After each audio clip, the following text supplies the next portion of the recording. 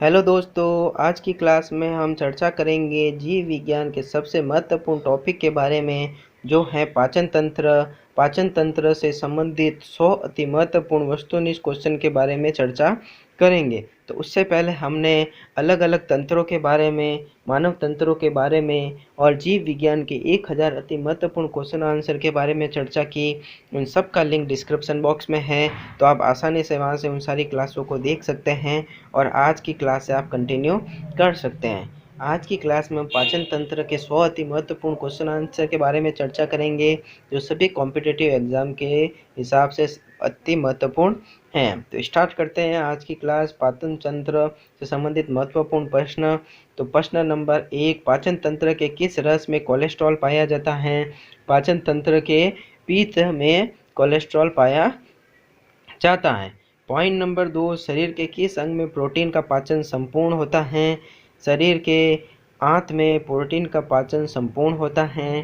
Point number 3, शरीर में carbohydrate किस रूप में संग्रहित रहता है? शरीर में जो कार्बोहाइड्रेट है वो ग्लाइकोजन के रूप में संग्रहित रहता है। पॉइंट नंबर 4, शरीर में लाल की किसे पाचन में मदद करता है?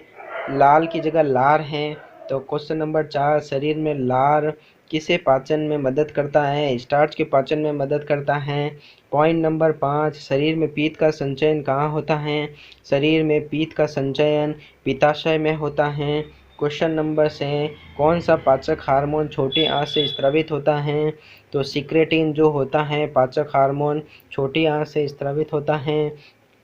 क्वेश्चन नंबर 7, मानव शरीर में छोटी आंत क्यों होती हैं? मानव शरीर में छोटी आंत जो होती हैं अवशोषण के लिए काम आती हैं, पाचन के लिए काम आती हैं।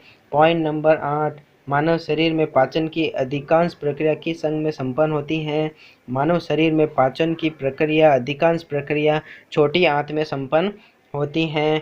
पॉइंट नंबर 9, पीलिया रोग में शरीर का कौन सा अंग प्रभावित होता है? पीलिया रोग में शरीर का यकृत प्रभावित होता है।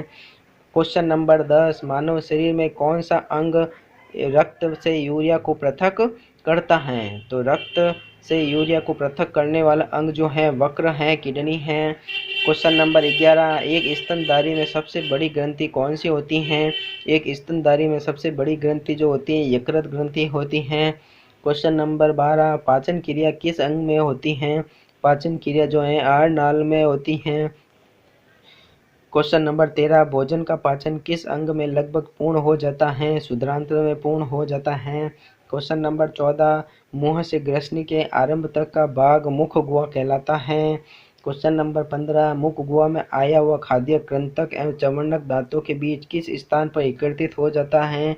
तो ये जो है दंतावकाश में एकत्रित हो जाता है। क्वेश्चन नंबर 16, शरीर के किस अंग में भोजन अस्थायी रूप से जमा हो जाता है? अस्थायी रूप से शरीर में भोजन आमाशय में जमा हो जाता है। क्वेश्चन नंबर 17, आमाशय से भोजन कहाँ जाता है? आमाशय से भोजन जो है छोटी आंत में जाता है। क्वेश्चन नंबर 18, आमाशय में भोजन का पाचन किस रस के द्वारा होता है? तो आमाशय में भोजन का पाचन जठर रस के द्वारा होता है। क्वेश्चन नंबर 19, शुद्रांत्र या छोटी आंत के प्रथम लगभग 25 सेंटीमीटर लंबे अर्धचंद्र रूपी भाग को पक्वाशय या ग्रहणी कहा जाता है। दो नाम इसके, या तो पक्वाशय कहते हैं या ग्रहणी कहा जाता है। क्वेश्चन नंबर 20, कार्डियक पंडिक पाइलोरिक नाम किससे संबंध है? तो कार्डियक पंडिक पाइलोरिक जो है जठर ग्रंथियां हैं। क्वेश्चन नंबर 21, छोटी आंत का ऊपरी भाग जुजुनम कहलाता है, जिसको मध्यांतर कहा जाता है। क्वेश्चन नंबर 22, ग्रहण में कौन से दो मुख्य पाचक रस आकर मिलते हैं? पित्त और अग्नाशय आकर मिलते हैं। क्वेश्चन नंबर 23, शरीर की सबसे बड़ी ग्रंथि यकृत ग्रंथि कहलाती है, जिसको जिगर कहा जाता है। क्वेश्चन नंबर 24, यकृत के दो खंड क्या कहलाते हैं? यकृत के जो दो खंड होते हैं वो कोडेर तथा क्वाड्रेट कहलाते हैं। क्वेश्चन नंबर 25, शरीर की सबसे बड़ी रसायन फैक्ट्री यकृत होती हैं। क्वेश्चन नंबर 26, खाद्य पदार्थों के विसरित होकर रुधिर में पहुंचने की क्रिया क्या कहलाती है? वो अवशोषण कहलाती हैं। क्वेश्चन नंबर 27, पाचन की प्रक्रिया में स्टार्च का अंतिम उत्पाद क्या बन जाता है? स्टार्च का जो अंतिम उत्पाद जो होता है माल्टोज एंड डेक्सट्रिन बन जाता है। क्वेश्चन नंबर 28, पाचन की प्रक्रिया में प्रोटीन का अंतिम उत्पाद पेप्टोज एंड प्रोटियोसेस कहलाता है बनता है।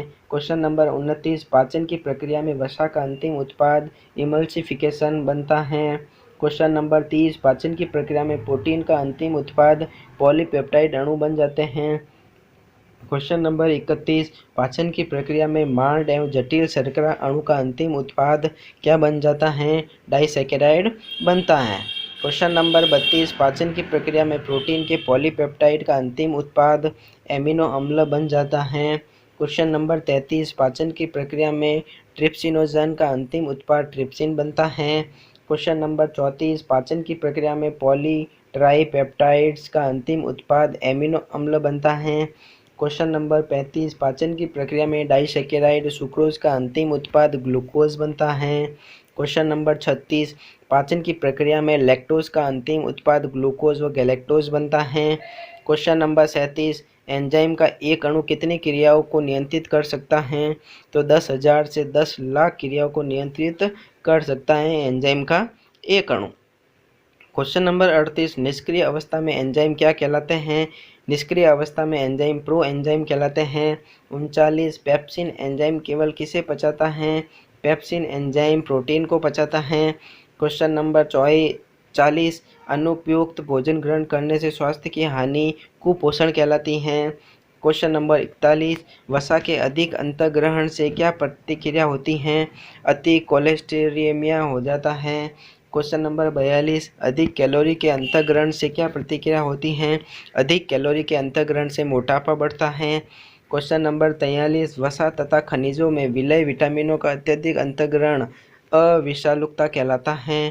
क्वेश्चन नंबर 44, माता के दूध के अभाव में 1 साल से कम आयु के शिशु को मेरास्मस रोग हो जाता है। क्वेश्चन नंबर 45, क्वाशियोरकर रोग अधिकांशतः कितनी आयु तक के शिशुओं में होता है? 5 वर्ष तक की आयु के शिशुओं में क्वाशियोरकर रोग होता है। क्वेश्चन नंबर 46, आहार में आयरन की कमी के कारण रोग हो जाता है। आहार में आयरन की कमी के कारण रक्ताप्लवता एनीमिया रोग हो जाता है। क्वेश्चन नंबर 47, शरीर में पोटेशियम की कमी के कारण हाइपोकैलेमिया रोग हो जाता है। क्वेश्चन नंबर 48, अत्यधिक मतली व डायरिया के कारण शरीर में सोडियम की हानि के कारण हाइपोनेट्रीमिया रोग हो जाता है।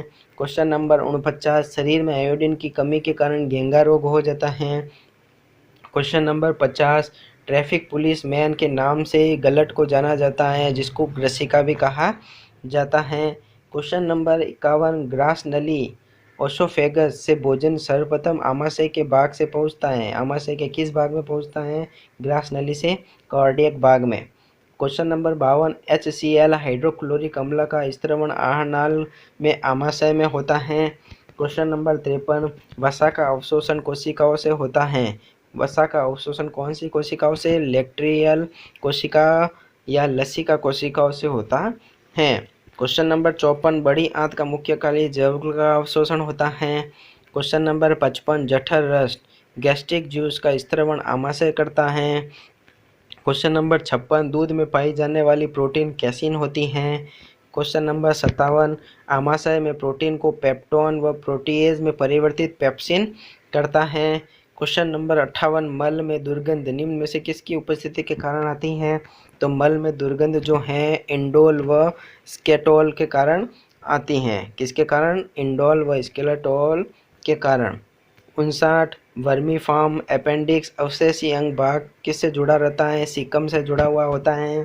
क्वेश्चन नंबर 60, सबसे बड़ा आंतरिक अंग लीवर होता है, यकृत होता है।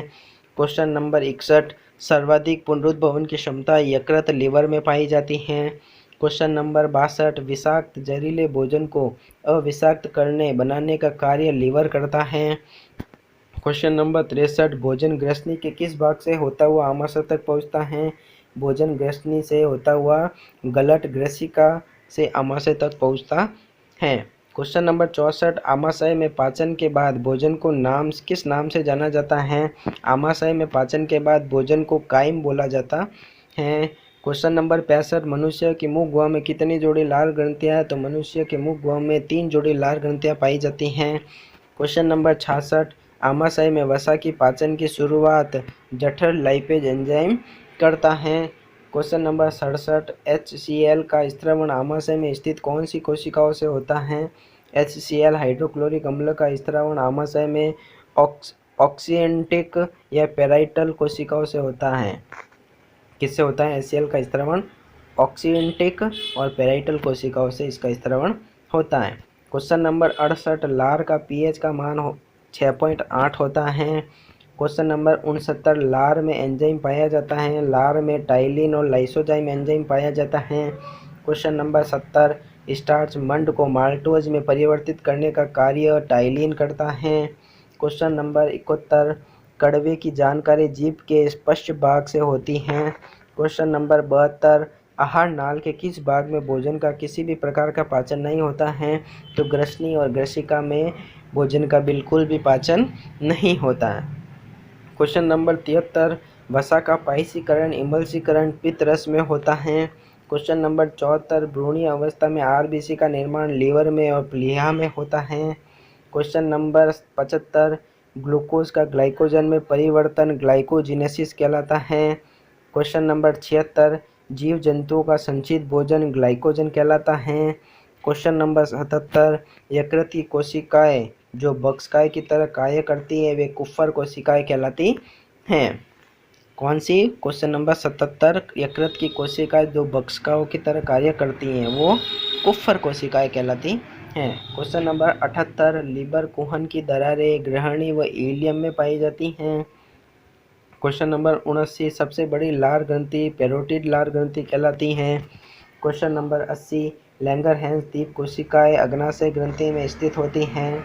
क्वेश्चन नंबर 81, पाचन तंत्र श्वसन तंत्र का कॉमन भाग ग्रसनी होता है। पाचन तंत्र और श्वसन तंत्र का जो कॉमन ब्रास क्रॉस पार्ट जो होता है वो ग्रसनी होता है। क्वेश्चन नंबर 82, भोजन का सर्वाधिक पाचन व अवशोषण छोटी आंत में होता है। क्वेश्चन नंबर 83, छोटी आंत का कौन सा भाग आमाशय से जुड़ा होता है? छोटी आंत का ग्रहणी जो होता है ड्यूडोनियम वो आमाशय से जुड़ा होता है। क्वेश्चन नंबर 84, लीवर यकृत जिगर से संबंधित अध्ययन विज्ञान की किस शाखा में किया जाता है? हिपेटोलॉजी में किया जाता है। क्वेश्चन नंबर 85, मानव शरीर की सबसे बड़ी ग्रंथि लीवर यकृत होती हैं। क्वेश्चन नंबर 86, रसांकुरों का कार्य अवशोषण करना होता है। क्वेश्चन नंबर 87, मानव शरीर में सबसे कठोर पदार्थ इनेमल होता है। क्वेश्चन नंबर 88, दांत का सर्वाधिक भाग डेंटाइन से बना हुआ होता है। क्वेश्चन नंबर 89, मनुष्य के दांत होते हैं। तो मनुष्य के दांत जो होते हैं हेट्रोडेंट, थियोडेंट, डाइफायोडेंट होते हैं। तीनों प्रकार के होते हैं, हेट्रोडेंट, थिकोडेंट और डाइफायोडेंट होते हैं। क्वेश्चन नंबर 90, दांतों का अध्ययन विज्ञान की शाखा में किया जाता है। दांतों का अध्ययन ओडोंटोलॉजी में किया जाता है। क्वेश्चन नंबर 81, दांत बने होते हैं। तो दांत जो होते हैं कैल्शियम व फॉस्फोरस से बने हुए होते हैं। क्वेश्चन नंबर 92, पूर्ण पाचक रस की संज्ञा अग्नाशय रस को दी गई है। क्वेश्चन नंबर 93, पित्त रस का संग्रहण संचित पित्ताशय में होता है।